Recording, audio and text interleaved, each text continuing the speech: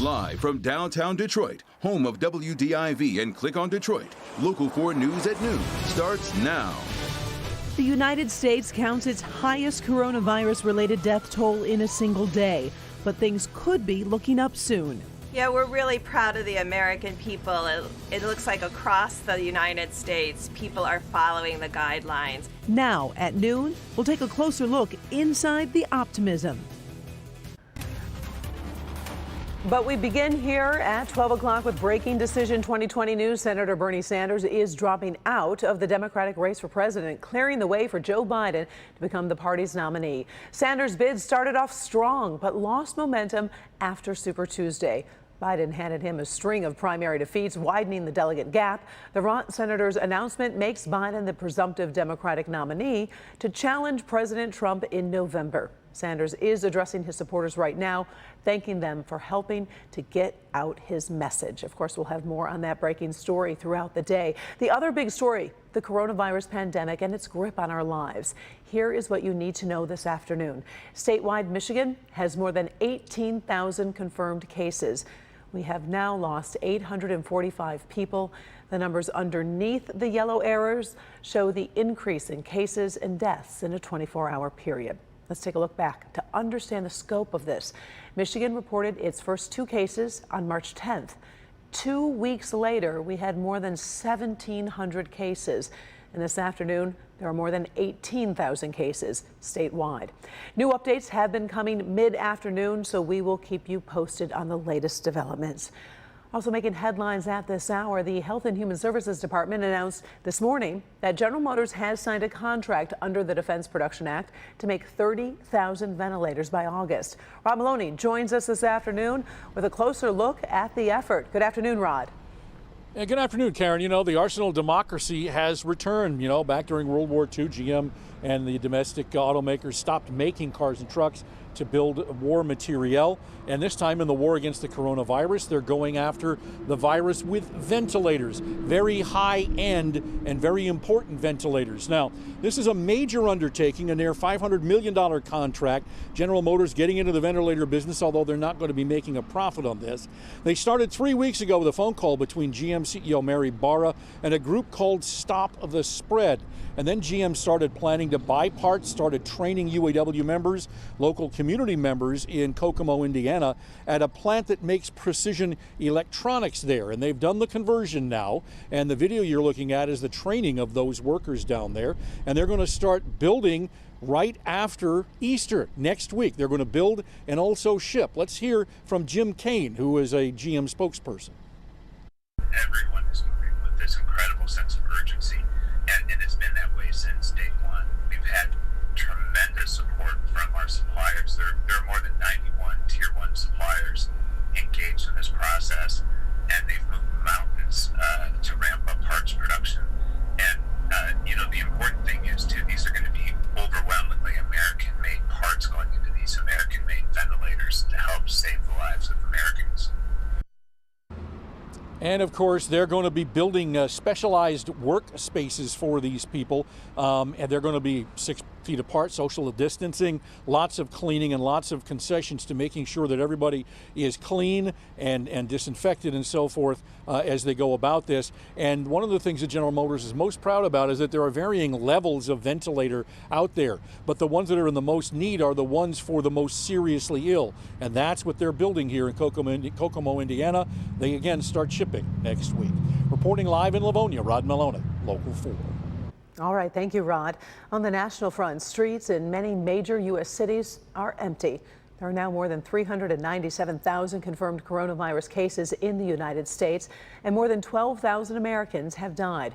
This is according to a New York Times report. Meantime, as Tom Costello reports, the White House and Corona Task Force leaders say there is reason for hope, as there are some indications Americans' efforts at social distancing are having a real impact on prognosis of the pandemic. A key U.S. coronavirus death projection has been revised down to 60,000 deaths. The White House is pointing to some encouraging signs in the battle against the coronavirus. This is a monster we're fighting, but signs are that our strategy is totally working. When you look over 3 days, you're starting to see that we may be actually in a series of communities outside of New York and New Jersey and Connecticut, creating a much flatter graph, a much flatter curve. It comes as one prominent model is now revising down some estimates of both the medical and human cost of the virus, including suggesting some states may reach a peak in deaths sooner than previously forecasted. Critics warn it may be too optimistic and caution against relying too heavily on any one model. The data also assumes states practice strict social distancing until June. CDC Director Robert Redfield echoing that, suggesting the death toll could be much lower than the 240,000 deaths projected just last week. If we just social distance, we will see this virus and this outbreak basically decline. In Wisconsin, the opposite of social distancing playing out as stunning pictures like these emerge, with thousands of voters braving long lines after the courts blocked an effort by the governor to postpone the state's primaries. Stop playing politics with our lives. In Los Angeles, less than a week after recommending residents wear face coverings when they go outside, the mayor is now making that mandatory. Cover up, save a life. It's that simple. And as for when things might get back to normal for kids, Dr. Fauci says that while summer camp remains uncertain, the U.S. may be back on track to get back to school. I fully expect, though I'm humble enough to know that I can't accurately predict, that by the time we get to the fall, that we will have this under control enough that it certainly will not be the way it is now, where people are shutting schools. Thank you very much, Tom. As the novel coronavirus sweeps across the U.S., it does appear to be infecting and killing African Americans at a disproportionately higher rate.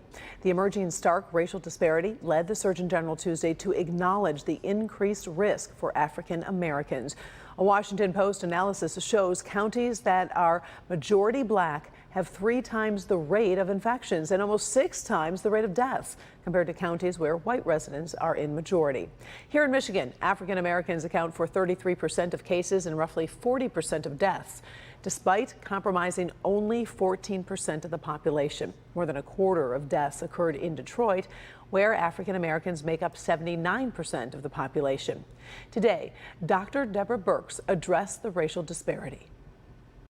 We don't think African Americans are more susceptible to getting infected, but we do think with those number of pre-existing conditions, and this really brings us back to the social determinants of health. And I think once this is over, we really need to look very carefully into each of those items to really look at what it's going to take to ensure the health of all Americans.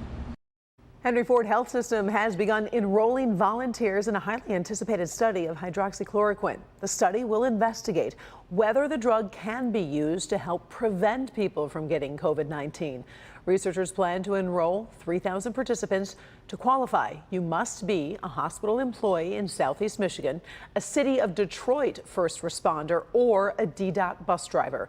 You can find complete details and the link to apply for the study at clickondetroit.com.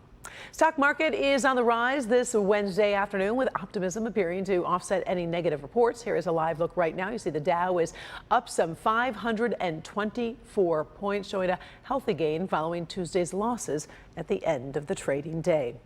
Investors appear to be reacting to federal health care leaders saying a turnaround in coronavirus cases in the U.S. could be coming soon. There was also reassurance from Treasury Secretary Steven Mnuchin to small businesses worried about getting emergency loans, while he said the country will not run out of money. But there are signs of economic damage, with McDonald's reporting sales in its restaurants in the month of March down 22%.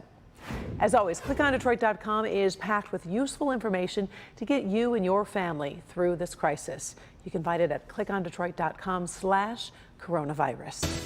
Still to come, world leaders are begging the public to stay home as the number of confirmed coronavirus cases rises. After the break, a closer look at the global impact of this troubling pandemic. Brandon. Good Wednesday afternoon, Karen, and everybody. What a day today, exceeding expectations.